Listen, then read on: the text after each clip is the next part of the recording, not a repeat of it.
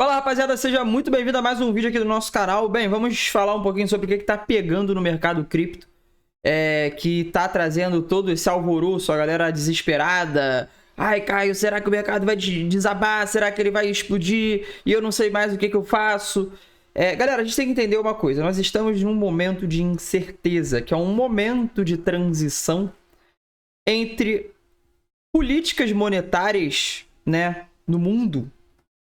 E geralmente esses momentos de transição, né, de apertamento para um afrouxamento, são momentos de incerteza, porque o mercado ele fica lateral, o mercado muitas vezes ele fica mais sensível a certas informações, principalmente informações macroeconômicas, né? Mas a gente precisa entender uma coisinha. Vamos abrir o gráfico do Bitcoin aqui para a gente entender uma pequena coisa aqui. Se a gente tira o zoom do gráfico do Bitcoin, a gente coloca o Bitcoin numa perspectiva de gráfico semanal, a gente consegue observar aqui uma situação, tá?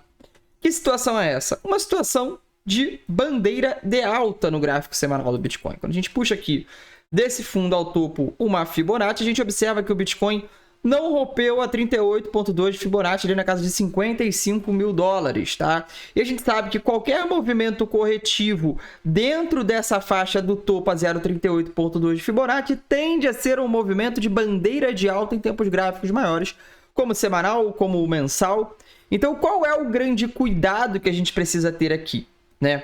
Se a gente observar o índice de medo e ganância do Bitcoin, ele está apresentando medo, né? E isso a gente confirma quando a gente analisa aqui as pesquisas do Bitcoin, né? Então a gente vê que a galera, os níveis de pesquisa pelo Bitcoin no Google Trends, eles estão em níveis baixos, ou seja, isso consagra a hipótese, né? A tese de que nós estamos em um momento de incerteza desse mercado. Mas é sempre importante a gente deixar claro que os momentos de incerteza do mercado são os melhores momentos para a gente investir. Eu, Caio, falei isso já para a galera lá do clube, a galera lá do clube que está com a gente todo dia. Eu sempre venho trazendo os ativos que eu estou comprando, as oportunidades que eu venho enxergando, principalmente em outras altcoins, mas a gente tem que olhar o mercado como um todo, né? O mercado como um todo, ele segue em padrão altista no longo prazo.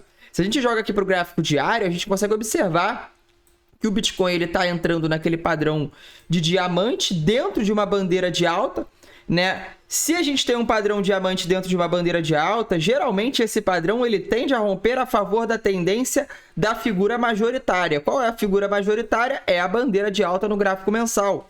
Então, se a gente cria um padrão diamante no tempo gráfico diário, a gente precisa observar o movimento do contexto macro dele. O movimento do contexto macro é uma bandeira de alta. Então, Caio, você está me dizendo que o Bitcoin ele pode vir a segurar a base dessa bandeira, a base da LTA, desse padrão de diamante, para romper ele finalmente, entrar volume suficiente para romper a bandeira? Sim. Claro que a gente precisa estar observando principalmente as notícias no cenário macroeconômico do mercado cripto, né? Não adianta a gente simplesmente levar ao pé da letra a análise gráfica, que a análise gráfica, sem os fundamentos que contextualizam os movimentos gráficos, não tem grandes utilidades, né? A gente precisa sempre estar atento a isso, mas é fundamental que a gente consiga interpretar que o contexto gráfico do Bitcoin, ele ainda é um contexto no macro de alta, tá? E a gente sabe, eu sempre costumo falar isso pra galera lá do clube, né? A galera lá do clube sempre perguntando, Caio, mas será que realmente é prudente comprar agora? Eu falo, galera, usem um termômetro clássico que a gente tem. Nós temos o clube, né, que eu já falei aqui várias vezes, que é a nossa grande atmosfera cripto, onde a gente tem lá mais de 50 horas de conteúdo gravado, cursos, calls de networking que a gente faz, de análise juntos. Mas fora isso, nós temos o nosso grupo gratuito no Telegram, que inclusive, se você estiver aqui pela primeira vez, você está convidado a participar do nosso grupo gratuito, né, que tem ali mais ou menos uns 900 membros mais ou menos do nosso grupo gratuito.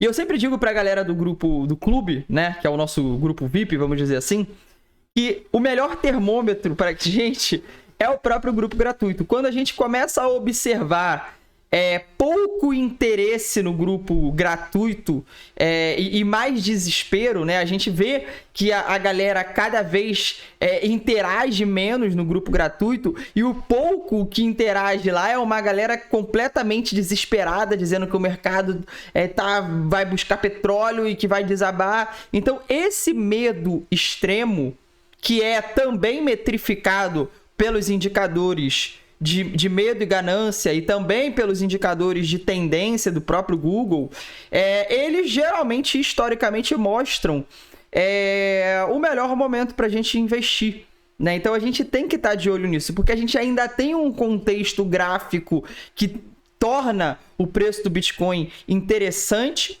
né? Ou seja, talvez nós estejamos no melhor momento do ano para compra, né? Porque a gente está num momento onde está todo mundo desesperado, com medo extremo, com pânico extremo, e a gente sabe que esses momentos geralmente são momentos que antecedem uma forte alta, né?